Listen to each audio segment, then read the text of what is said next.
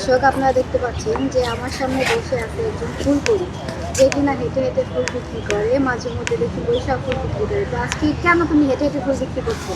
মানুষজন না, আজকে শুক্রবার, আজকে মানুষের ছিল কেন শুক্রবার না বেশি মানুষ হয় যে উদ্যানে? হ্যাঁ, কিন্তু কোনো আইতাছে না মানুষ। অনেকদিন ধরে মানুষ আসে না। রোজার মাসে কি বেচা কিনা ওরকম ভালো হয় না? ওই রোজার মাসেটা তো ঈদের দিন পূরণ হয়ে যাবে। ঈদের দিন অনেক মানুষ হয়।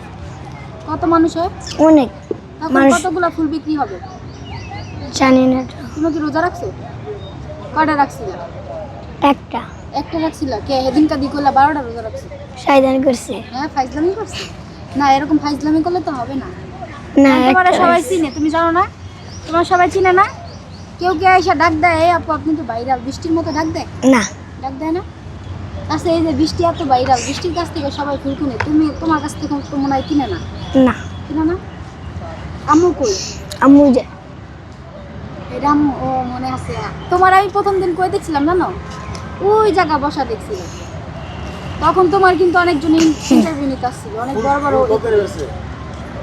ওই যে একটা ভাইয়া জিজ্ঞেস করতেছে ফুল কত করে বিক্রি করো?